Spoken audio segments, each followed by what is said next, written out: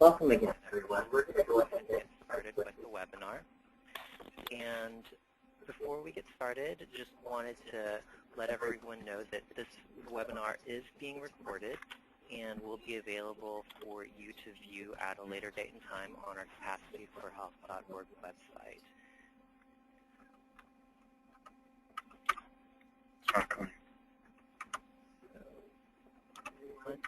Well, we're having technical difficulties. All right. So just a little bit about Capacity for Health. We are a capacity building assistance program here at the Asian and Pacific Islander American Health Forum with offices in San Francisco and Washington, D.C. And our Capacity for Health program has been funded by the Centers for Disease Control and Prevention to provide free capacity building assistance to community-based organizations involved in HIV prevention that are located in the U.S. or its affiliated territories. There are three main areas of capacity building assistance we can work with organizations on, and that includes organizational infrastructure and program sustainability. These are essentially the management and leadership topics such as strategic planning, board development, fund development, those things that can keep an organization well-oiled and running smoothly. We can also provide capacity building assistance on evidence-based interventions, also known as EBIs, and public health strategies, or PHSs. And the final topic is around monitoring and evaluation. A couple of housekeeping things to keep in mind for today. As you join this webinar, you are going to be automatically muted by the administrators.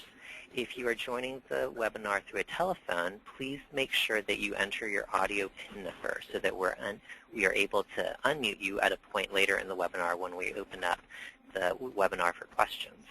If you do have questions as we move along, we will be referring to them throughout the webinar in various places.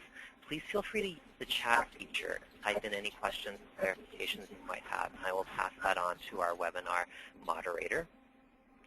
And then finally, if there's anyone who is watching the webinar with maybe several other staff members in your organization, we ask that you use the chat feature to type in everyone's email who is watching the webinar with you so that we can make sure that we include everybody in the follow-up.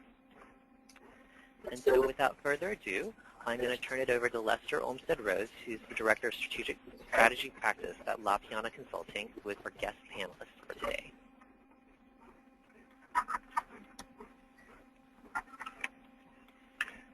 Good afternoon, everybody. It's nice to be here and nice to be talking with you all. Just to reiterate a couple of things Ed said, I am very happy to take questions throughout. We are compressing a lot of information into a short time frame, however, so we may not be able to get to all questions.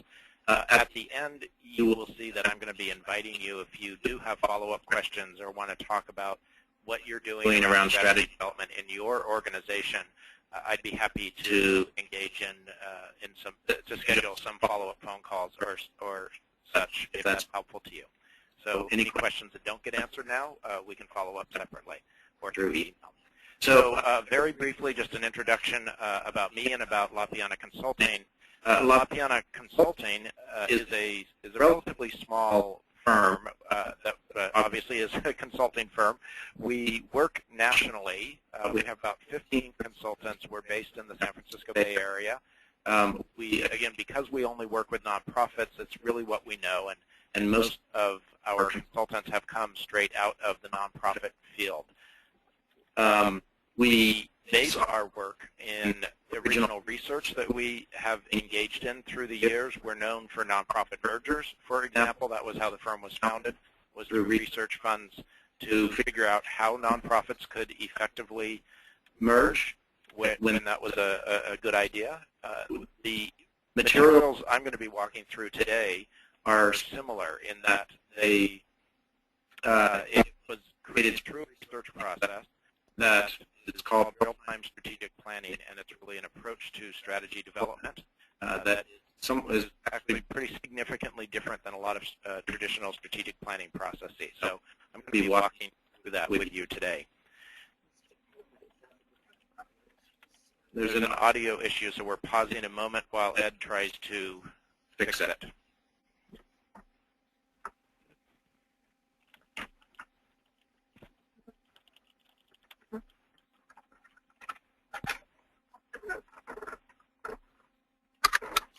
we'll see if this works. We're going to just do this on a regular telephone line. It feels very old-fashioned here. Hopefully everybody can hear this okay.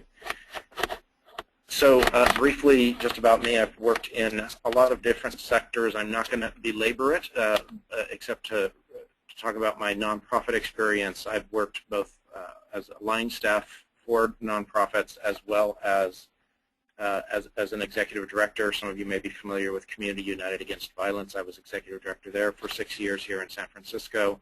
And I've also been on numerous boards of directors, and I bring that experience with me as well. I've been at La Piana over 6 years, and I am our director of strategy practice. So I'm deeply involved in designing or shadowing or working directly on most of the strategy projects that our firm engages in. Because I'm going to move through this material quickly, there will be fewer examples and stories than I might like to give. But again, I'm happy to embellish with some examples wherever I can, or I can follow up with that video. So to launch into this then, the purpose of this workshop is first to really make sure you understand some of the principles that underlie strategy development. Lots of times we want to jump right into things, and I find it's really a good idea to start with the principles that I think really everyone should consider before starting a strategy process, and certainly the principles that underlie the approach that we use as a firm. Secondly, we want to just walk through what some of the essential steps are for engaging in a good strategy development process. We will move through that. I will try not to get too process heavy, but to really talk about some of the highlights. And finally, we're not going to go into detail with some of the tools here. But as a follow-up to this webinar, you will be receiving a packet that includes a number of different worksheets that you can use. So you'll see throughout this presentation there are referrals to worksheets and handouts. You will receive a packet with this presentation as well as those worksheets and as well as those handouts, and you'll see where in the presentation they're very well marked what I'm referring to. So you can follow up with that when you receive materials at a later date. So this is actually an agenda you're looking at, and it's based on the process that we've developed for strategy development. I just want you to see it so you can see what we're going to go through. Steps, we kind of think of it in 3 parts or 3 pieces, and we're actually going to spend most of the time on the first half here. So we talk about what a business model is. So what is your nonprofit business model and how do you develop that? Look at the market, the people around you, and get some information about who they are, what are they doing, and move into competitive advantage.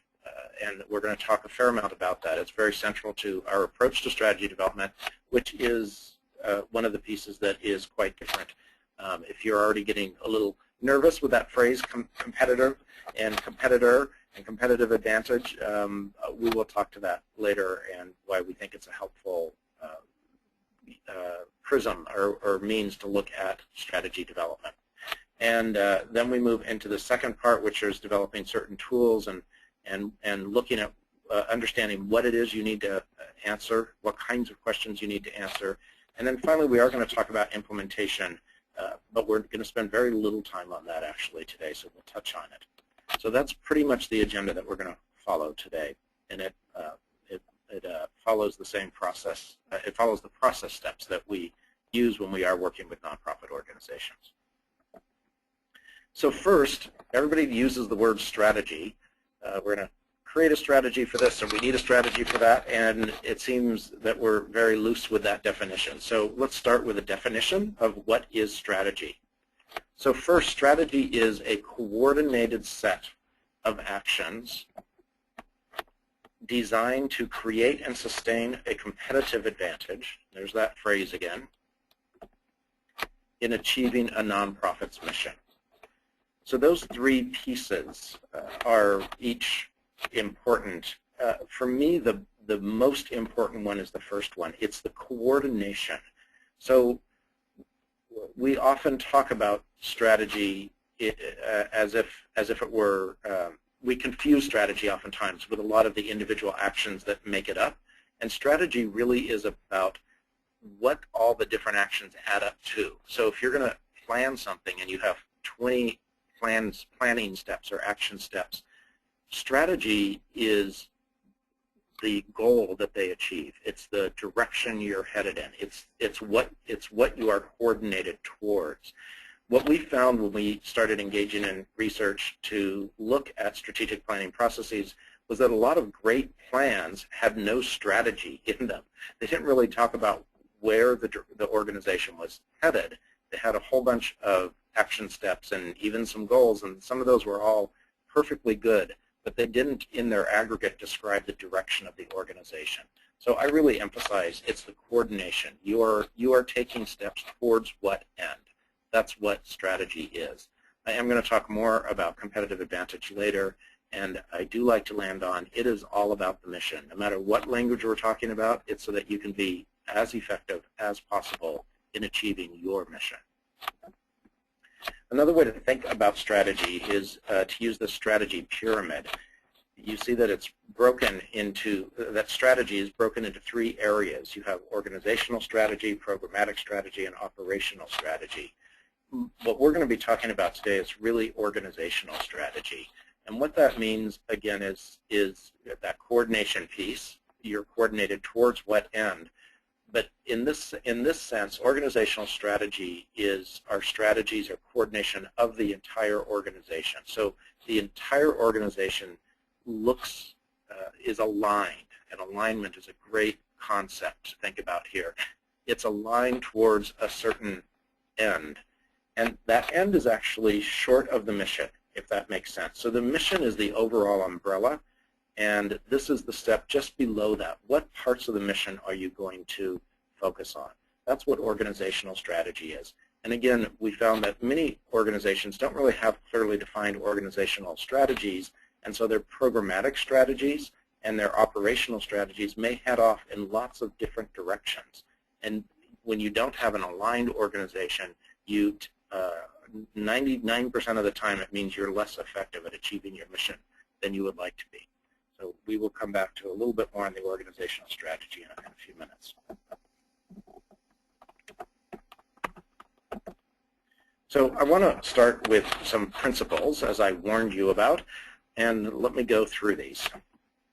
So first principle, and I have to tell you, I use this principle over and over and over, and I think it's actually one of the most critical things to keep in mind, and that is that strategy is not planning. And we're so used to the phrase strategic planning that we forget that they're 2 very different things.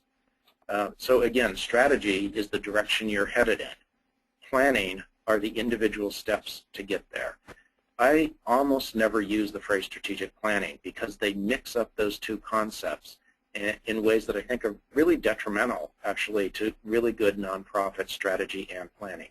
Hear that phrase, strategy and planning. That's usually what I refer to.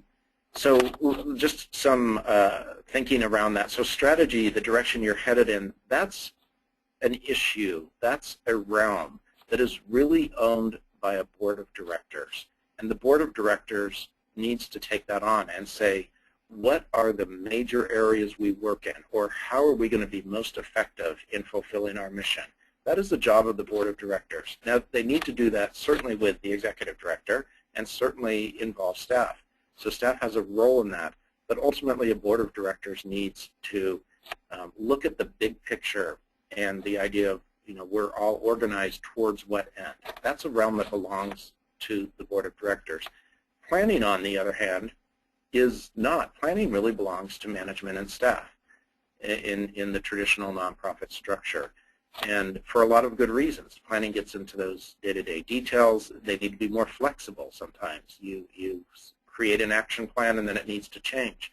If your board has created a traditional strategic plan that creates a whole bunch of goals and a whole bunch of action steps to get there, and it's anticipating what you're going to be doing 3 years or 5 years in the future, that's honestly not very useful after the first month or 2, because everything changes. You take the first couple steps and you get new information. The world changes around you. I can't tell you how many organizations I worked with in 2009 and 2010 who said, boy, I finished this great strategic plan, 2 years ago, and now it's completely useless because the economy has changed so radically, and now we need to figure out what to do. So breaking the concept of strategy and planning into two separate ideas, you need to create strategy first, and then you can plan how you're going to implement that strategy. It's extremely helpful, and boards of directors often dread getting into a strategic planning process, and when they know that they're going to be focused on the strategy end of it, you're really leveraging their strengths and usually keeping them engaged in the area that they're most comfortable and most knowledgeable, have the most to offer. So that's principle number one. The next one is know thyself. You have to be willing to look at yourself honestly when you're engaged in any process. And you also have to be smart enough to know that no matter how honest you are with yourself, you don't quite get it, that you're making mistakes about your understanding of yourself. So the principle is just like this great little kitty who sees itself as a ferocious lion. You need to be willing to go out and ask people who know you to tell you the full truth and the pieces that you misunderstood. It's a very helpful principle. The next principle is that you always want to build on your strengths. We have a tendency to worry about and fret over and plan around and just try to fix all the things we don't do well. And certainly we need to do a little bit of that. But if we spend 80 or 90% of our time thinking and understanding where we are strongest and how we can leverage those strengths and how we can do more things that rely on those strengths, we are happier as people, we are better as organizations, and more effective. That's the next principle. Another one here is make your criteria explicit. I love this sign. It doesn't just say, oh my God, zombies. It says run. So there's a issue, there are zombies ahead, and there is clear instruction, run. One of the ways that this plays out, the way I actually think about this, is that oftentimes we do, I said earlier, we just want to jump into solving problems. We want to jump into making decisions. I'm sure we've all been in meetings where we say, oh, what are we going to do about the budget problem? Or what are we going to do about this new program? Or this relationship with this organization we're working with? And you just jump in and have this wide open conversation where everybody throws out ideas and you just start talking about it. So that's fine, and that can be really helpful to move things forward. But somewhere near the beginning, it's much more effective to start and say, how are we going to make this decision? And that's what this principle is about. You should think about what criteria you're going to use to make decisions, because then that far-ranging conversation is informed. It's really grounded in your basic principles, in the values that you hold, and it's guided. You have shared language about what's important to you and how you're going to move forward on a decision. And a lot of our process is actually designed around building a tool that allows you to do this. So those are some of the basic principles, and I'm going to walk through some of the process and some of the steps to get there. So the first part is really looking at your business model, and you see we've defined it there a little bit, who we are, what we do, how we do it, and how we pay for it. So first, when we work with organizations, we often have much of the next part of the session we usually do near the beginning of a process with a large group, say the entire board and management or some large cross-section. And we start with some really simple questions about the organization that every time I do this with an organization, somebody did not understand something, or there's a nuance involved in these very basic questions that had never been raised or discussed before. So we start with geography, and that's as simple as asking, what is the geographic area that our organization serves? The health forum is nationally based, and so that's the answer for them.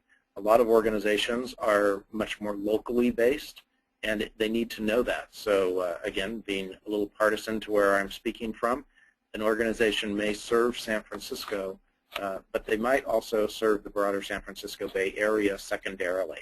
So making sure that the leadership of the organization understands the geography is important. And this comes up a lot when you're making strategic choices about the organization, about expansion or focus. The second one here is programs, looking at the types of programs that you offer, and this is really just capturing what you're doing now and making sure that everybody's on the same page and understands this. And again, I just want to draw your attention. You'll see on the slide there is a reference to some worksheets. I'm not going to keep pointing these out, but when you do get the materials, we have some very simple worksheets you can use to walk through this.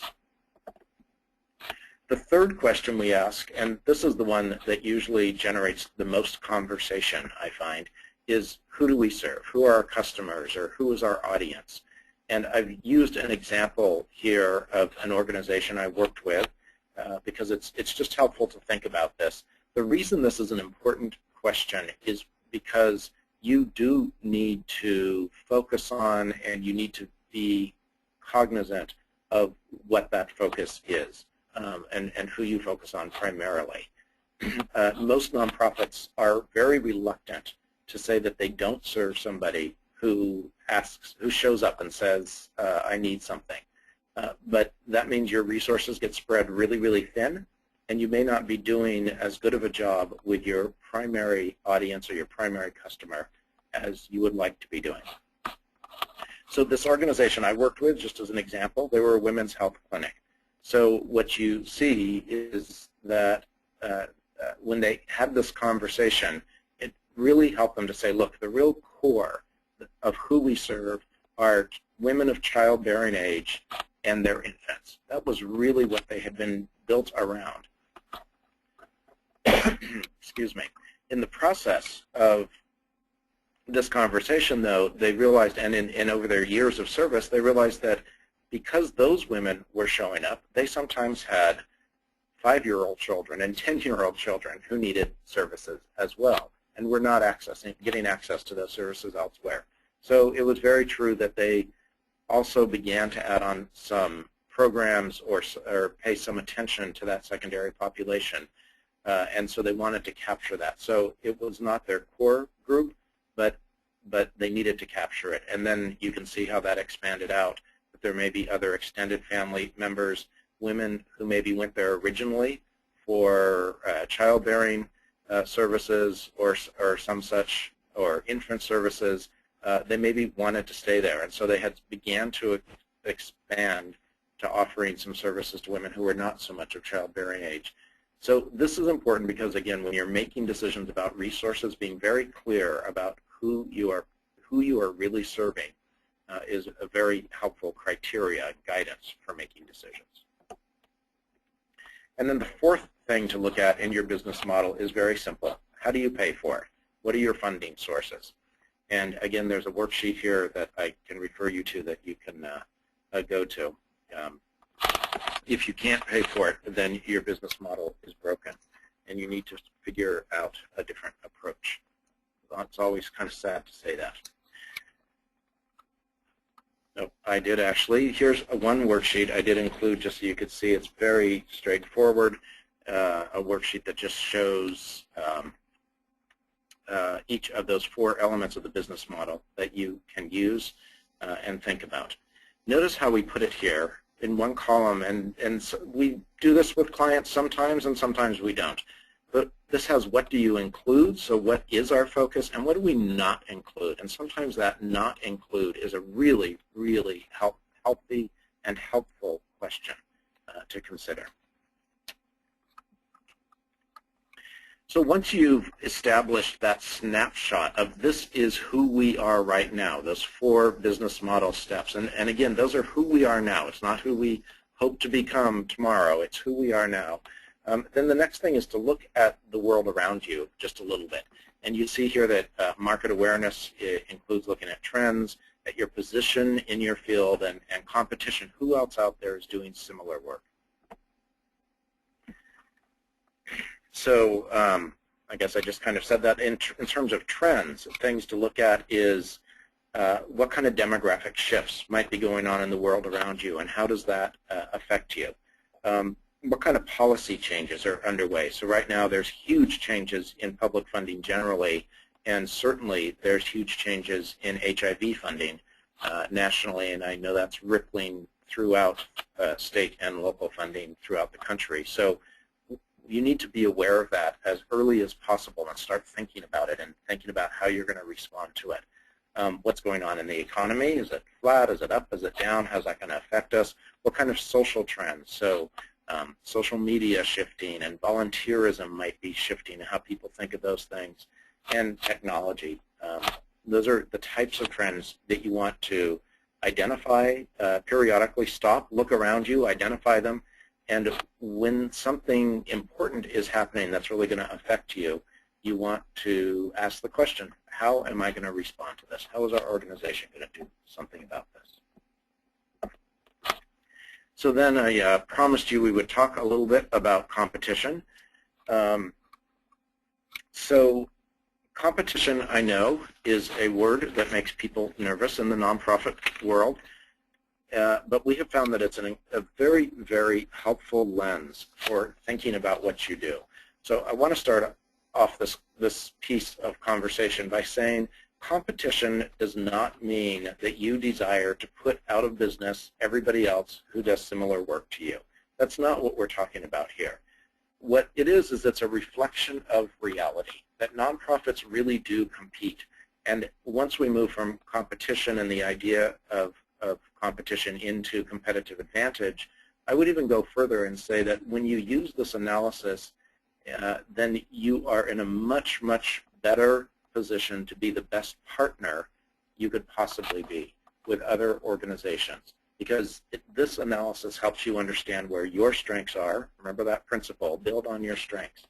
This helps you understand where your strengths are, and it also helps you understand the strengths of the other people around you so that you can really focus on what you're best at, allow them to focus on what they're best at, and then if a partnership is called for, you have the strongest possible partnership that's based on really solid self-knowledge. Back to that principle again, where you know yourself and you've done a good analysis of yourself. So when we say nonprofits compete, sometimes people say, no, no, no, we don't compete. We're partners. We work with everybody we can work with to get our mission done. So yes, that's great. But nonprofits really do compete, and there's not a single nonprofit out there that doesn't. So just some examples. Nonprofits compete for, depending on the field you're in, for customers or consumers of whatever you have to offer. I've worked with a number of arts organizations, and believe me, this is a very simple concept for them. They all get it really easily, that they're competing for customers to come and see a show or whatever it may be. So that's very direct. Even in the healthcare field, generally, and I know for each of your organizations it may be a little bit different, but even in the healthcare field, people are competing for the Medicare clients that bring some money with them so that they can afford to serve people who have no coverage whatsoever, just as an example. So this does happen. So that's one area, customers or consumers. Nonprofits also compete for human capital. And there's two big areas of this, of course. There's great staff, and which is in demand, and you see people going, you see great staff actually being targeted by other people to come and work for them. It happens all the time.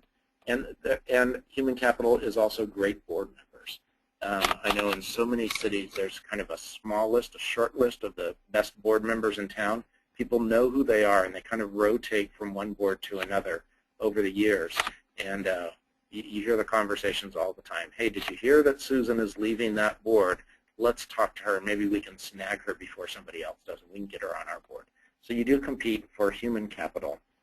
You also compete, nonprofits compete for attention, for media, and other types of attention that can support both your program, mission-oriented work as well as your funding work.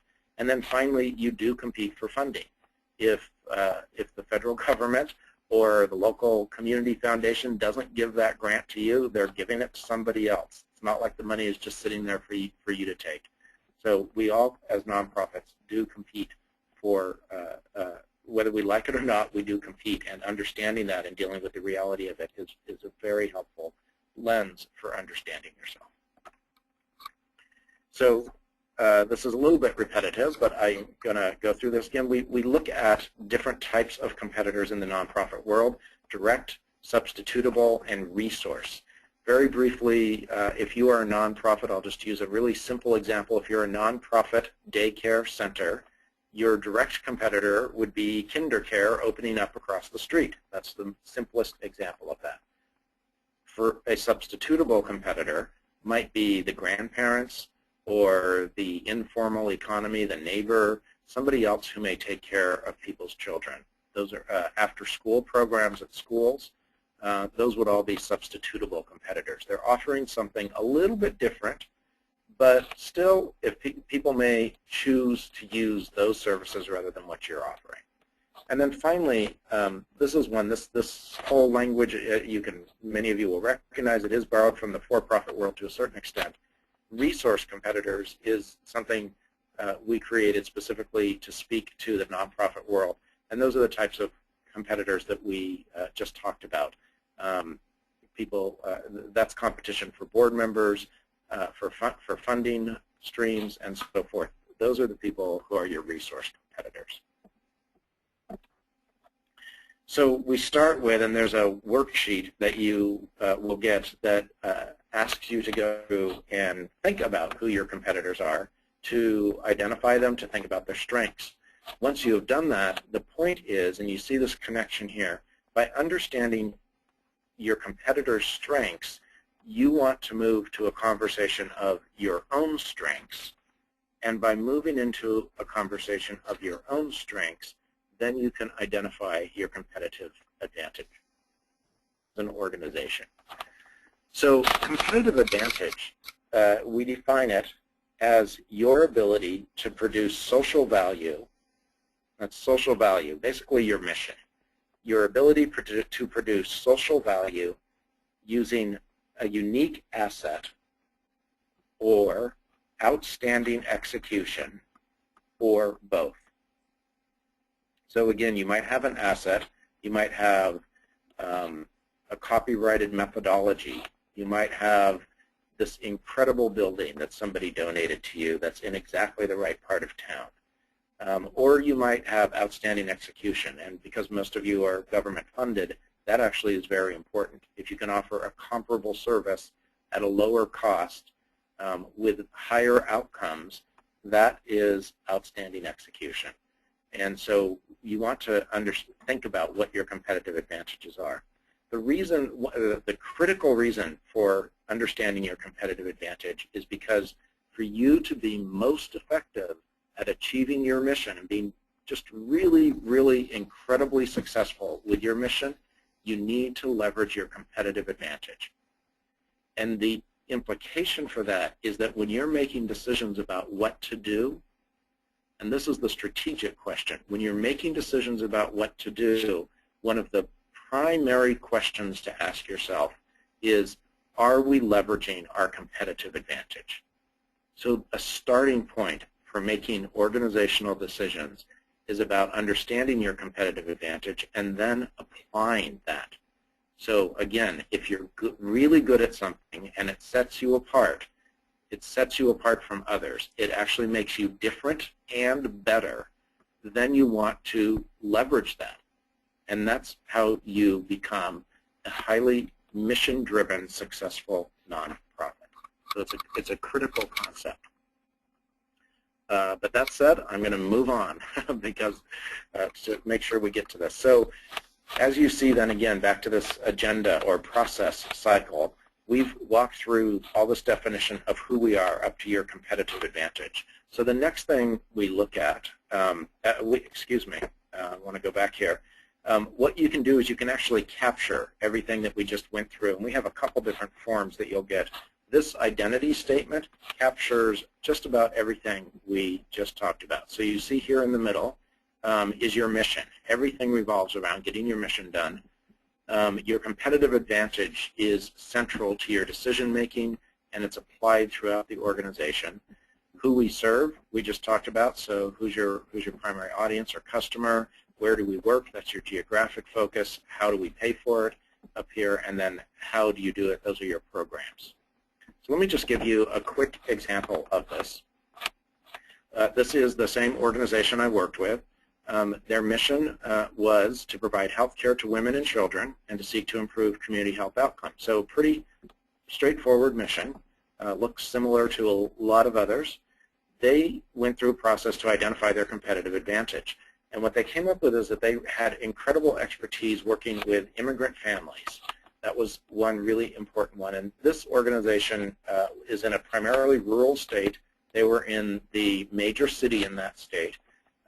This is a between the coast state, so a state that was late to see immigration. And in the last 10 or 15 years, when I began working, in the 10 or 15 years before I started working with them, this state for the first time had started to see a huge influx of primarily Latino immigrants, which many of us had been seeing for a lot longer, but was relatively new to this state. Through a chance of fate, their primary facility just happened to be in the neighborhood where most of the Latino immigrants were moving. And so they very quickly realized, oh, we need to figure out how to serve this population. So at an early point for the state, they developed linguistic capacity and developed real cultural competency in dealing with the Latino immigrant population where they were. So by the time I came along and said, well, what's your competitive advantage? They said, oh, we really know how to do this, and nobody else in the state is connected and really integrated into the Latino population. So that was a very important competitive advantage for them. The second one was that they had these superior, unique facilities. So that had partly to do with the location, partly to do with the quality of the facility, but that was an asset that they could leverage.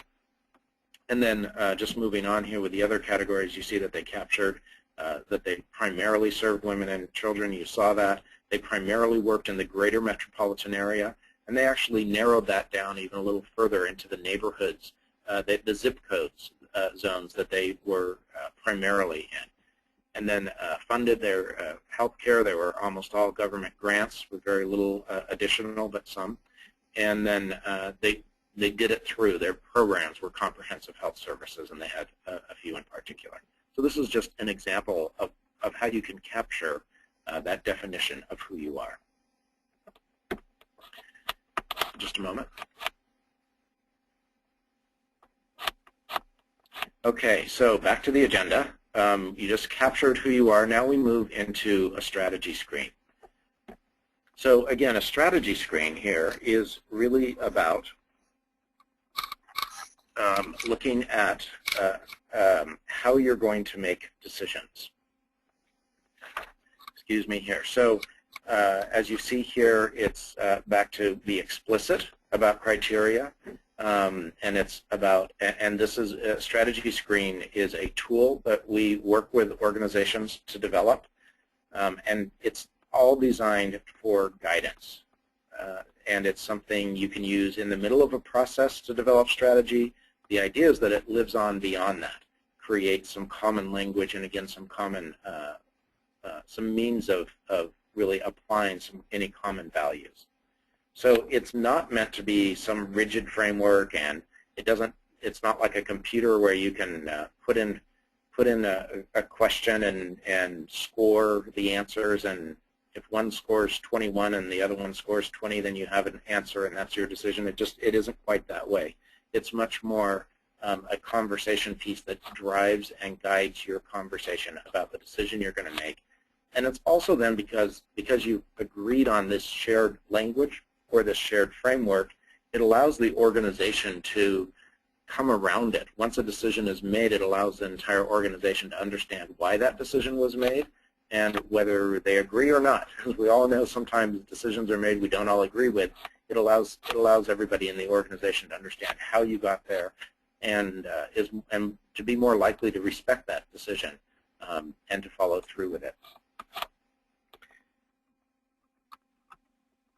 So to create a strategy screen, sometimes it's good to start with some of the key elements. There's two things I insist that everybody puts in a strategy screen. One is a question that asks something like, is this the best way to fulfill our mission?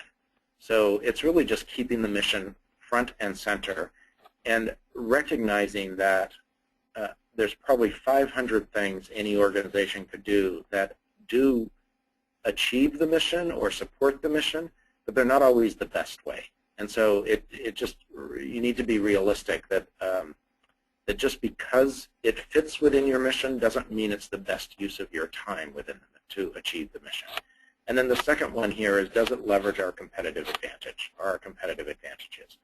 And then other strategy screen criteria, you may want to look at some of the issues that came up in your identity statement. So does this keep us focused on our geographic area, or conversely, does it expand our geographic area, depending on what you want? Does it keep our customer focus centered? So look at some of those issues to see if there are criteria you want. Here's a list of criteria that that are pretty typical of many of the organizations I've worked with. Is there a gap that needs to be filled, and are we the best organization to fill that gap, or is somebody else better? Does it build on our current program expertise? So it's a natural next step to our programs. Is it consistent with our values? Does it build on our knowledge of the community? So where you have again, that example I was giving of the organization, the health center, working in the Latino community, that came up under leveraging competitive advantages, but it also comes up under their knowledge of the community. So those are just some other types of criteria that people often come up with. I realize what's missing from this list is financial criteria. Oftentimes organizations, I would say always, they ask about, want to include something about finances. So do we have the funds to start this, or do we have the funds to sustain this, or something like that. So here is a sample strategy screen for you to quickly look at, and again, it will be in the materials that come to you. Is it the best way to achieve our mission? I warned you that has to be on there. Does it leverage and support our competitive advantages? This example comes from the example I've been giving with the health center, expertise working with immigrant families and superior unique facilities. So if we do this or if we do that, which one will leverage those competitive advantages? Is it achievable through staff and funding resources? That's a very typical question. Is there clearly defined purpose and explicit outcomes that can be measured? That's one a number of organizations I've worked with have wanted to add. So they don't want to take on a new project where the discussion has not happened about how they're going to measure success. Is it sustainable over time? So looking at the long-term funding streams or potential funding streams or potential fund development opportunities around a choice. Is it consistent with our role in the overall field? So here's our niche, here's our place in this field. Does it keep us there? Is it consistent with what we're doing? Are we best suited, better than somebody else? And is it supported by our core stakeholders? That's one that comes up fairly often. If you're going to alienate people, you need to be very clear that you're going to do that. So again, I just want to say, if you answer no to one of these questions that you put in your strategy screen, that doesn't necessarily mean that the answer is no for the overall decision. All it means is that you need greater planning or greater information to make that decision. You need to think about how you're going to mitigate it. What I find, we actually as a firm, we created the strategy screen to guide decision making. What I found is that it's a really, really useful tool to spin out planning questions. So when I use this live with organizations, they'll say, well, this may or may not be a sustainable choice, but it would be sustainable if we did X and if we did Y. And when you get into that nuanced, it's a very rich, it leads to a very rich conversation. And all those ifs, it would be if we do this, then those are things you want to capture, and that's what staff and the organization need to take into account in figuring out how to implement a decision. So that's the strategy screen. It's a tool, again, that we work with organizations with, and it's just a really critical step in any organization, I think, is putting that together and having shared conversation about it. So then we move on to the big question comes next. And what's interesting about this is that most strategic planning processes that people use, at this point you would have done a ton of research on the organization, and you would have all this data, and you'd be driving for a big meeting at the end where you would make a decision. Everything we've just covered, we typically, from the business model through the strategy screen, we typically start that with just a little bit of data, and we have a big meeting to cover all those things in the beginning. And this, again, is about making your criteria explicit in a sense. It means starting the process without jumping in and saying, let's try this or let's try that. It means starting your process by getting really grounded and building a really strong foundation about how you're going to make decisions, who are we, how are we going to be consistent with that, by really starting with those fundamentals. Then you begin to move into what are your big questions, and then how are we going to move forward on them. So this is the groundwork for decision making that goes first. And again, our approach tends to turn the process topsy-turvy, right on its head.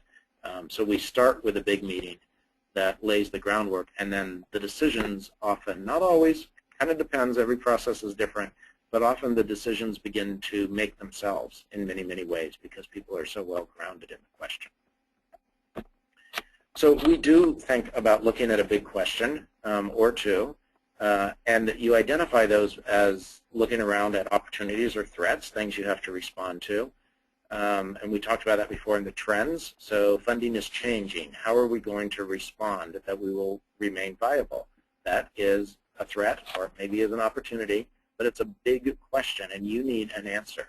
So once you have the question, funding is changing, how do we respond to it?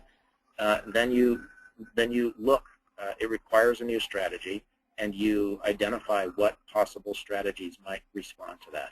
This process, to be very frank, we don't have great methodology for this. This is really conversation. It's based on people's knowledge. Sometimes there are no great strategies. Sometimes you have to do several different things, see which ones work, or see how they work in tandem.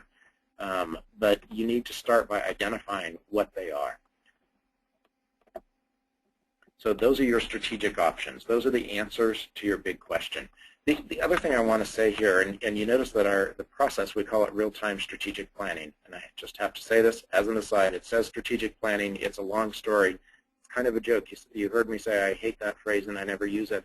To cut to the end of the story, we never used that phrase until the book that we were creating around this approach was on the publisher's desk, and they finally said, yes, we are totally excited, and this is a great book, and we're going to run it, but you have to say strategic planning in the title or else nobody will buy it. So that's why we have strategic planning in the title, which I think is a terrible shame. But there it is. So anyway, so you have the big question. It's called real-time strategic planning because the idea is that you don't stop every 3 years and say, oh, let's do another strategic plan. The idea is that you lay this foundation that we just walked through, and you identify, and then you identify your current most pressing big question, and you grapple with it. You apply some of the tools you've developed. You use the strategy screen. You have the conversation, and you set a strategy to deal with it using those tools. Those may not be all your big questions. You may need another one. And again, one of the things that I think throws a lot of nonprofits off is that every 3 years or every 5 years, they try to use a strategic plan to grapple with all the issues that have been burning for them, that have been vexing them, and they're tired of them, and they want to get them all solved. And there's way too much to handle. So you may have 4 or 5 or 6 big questions. And I always tell organizations, you know what, start with 1, start with 2. We will develop the tools, we'll develop the process and the thinking and the language. We will do that with 1 or 2 of these, come up with some great strategies, and then you just keep this going. So rather than saying that you have to stop every 3 years, think of it as an ongoing renewing process. We'll talk about that really briefly, but that's why this is important. So start with 1 or 2 of your big questions, identify the strategic options that are out there that respond to or answer the question. So here's just an example. Very typical question I get from clients: where do we expand? So we know we want to expand, but where and how do we do that?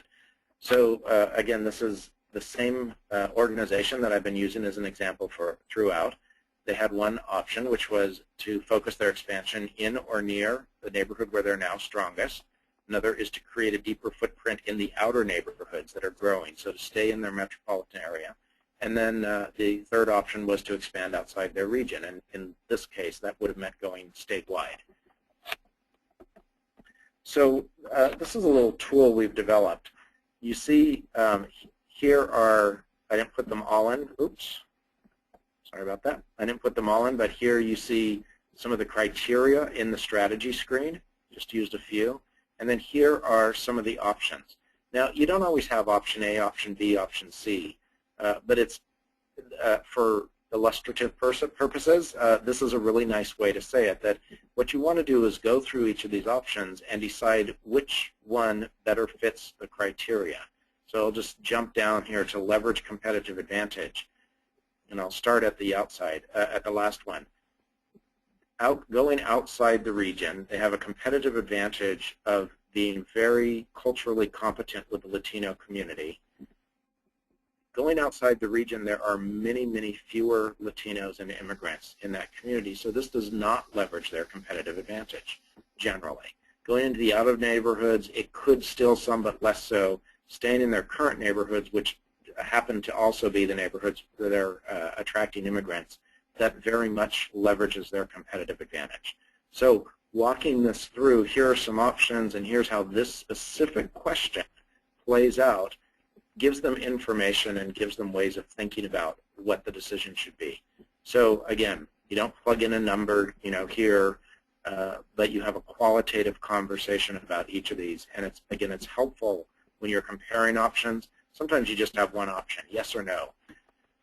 And so it's not so straightforward.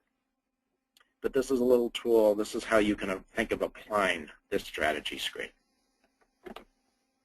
So you see that we've walked through. I see a little mistake in the graphic here. My apologies. So we've walked through here. And then what you want to do, you've identified potential strategies. Oops, excuse me. I didn't really talk much about testing them, but usually somewhere around here in the process, after a large meeting in the beginning of the process, we will often work with clients, and we'll go out and talk to many of their stakeholders, their staff, and get more information at that point. Again, I don't like starting with a broad research into getting all kinds of information about the organization, because there's too much information available always. The issue is, what do you need information for? What are you trying to answer? So I like to ground this in a kind of theoretical strategy screen, and then ask what the big question is. With that information, then you know what kind of information, then you know what you're looking for when you're out talking to stakeholders or doing internet research or so forth. So you do that. So I'm very briefly going to look at implementation here. I know that time is running short. So now you move. So a board of directors adopts the strategy. You've looked at 3 different strategic options and answer your big question. They've adopted an answer. It's organizational strategy, so the whole organization is going to align its activities towards that end. But now you need to think about what those activities are, and so you can move into planning and implementation. Again, I'm really focused today on strategy development, but just some basic thoughts about how to move into planning and implementation. First of all, I like to start, actually, sorry, let me see if I have, I took out a slide. Now, I'm going to skip ahead to another slide. A good starting point is to look at something like this. So you've created your organizational strategies. Think about what the implementations might be for program and what types of program strategies, so program by program in your organization, are needed to align to that. And then you want to look at, same thing with operations. So what kind of HR strategies might we need for that? What kind of technology do we need to do that? I'm working with one organization right now, and this question of technology strategies is really, really important, because they are a nationwide organization that has been kind of rooted in about the 1930s in terms of how they engage people, and it's kind of like nice social clubs that engages people, and the average age of the nice social club is probably about 65 or older. And so to really create community that opens them up to a whole new world, they need to think about how they apply technology in new ways. It's really, really important for them, and so they need a technology strategy. So this is the idea of how you, when you're beginning to move into implementation, these two areas, program strategy and operational strategy, those are things that management and staff need to grapple with and think about the implications. You've created an organizational strategy through the process we just walked through. Now what kind of program and operational strategies are going to align? So to go very briefly back to this then, here are just some of the basic questions you want to ask about. So what are the program and operational implications? What kind of action steps do you need to get there? Who's responsible? What's the timeline? I mean, these are the things that will look very familiar to anybody who's engaged in a traditional planning process.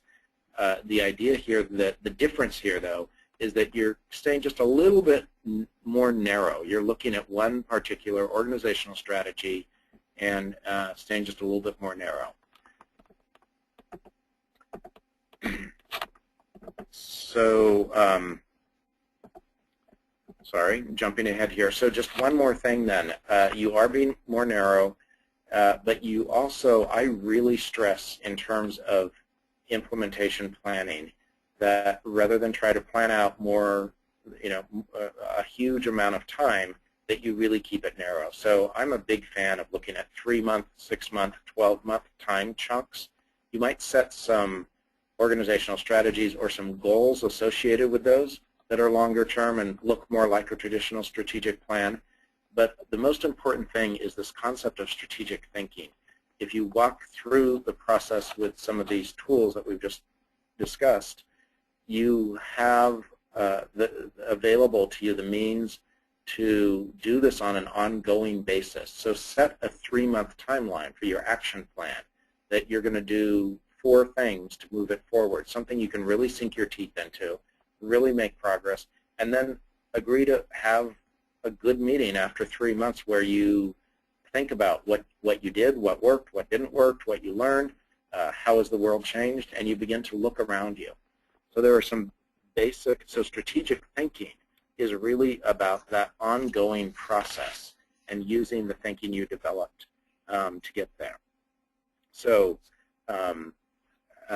so small steps, I think, works really well. Strategic thinking then includes things like scanning the environment, what else is changing, how do you translate these decisions into performance evaluations on a staff level, so that there's alignment, and then how do you review your strategy screen, your decision-making criteria periodically, or identify new big questions that need new answers. That's strategic thinking, and you can build that into an ongoing process. So again, happy to talk more about that later. But in the meantime, I think that's about it. We're just out of time, and I will pause for a minute to see if Ed received any questions along the way that people are ready for answers now. Okay, he says not. So we are done with the hour. Again, I do want to invite you. Here's my email address. I am really open. I know this has been a run through a lot of information without a lot of opportunity for questions. And personally, I much prefer the questions. It's a much better way to do this. So if you do want to have a short conversation or email me any specific questions, I'm really happy to engage with you outside of this. So do let me know.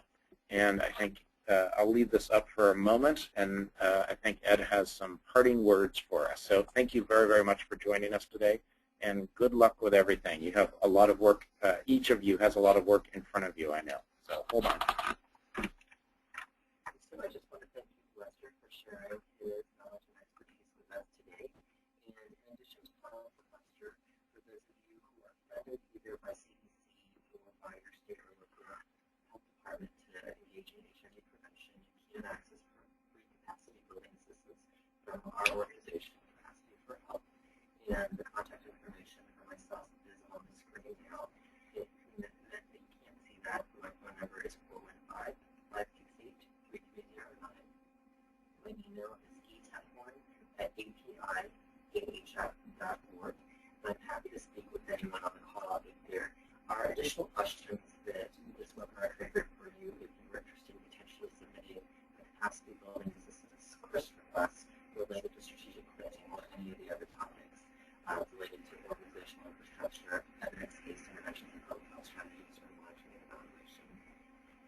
and that brings our webinar today to its end.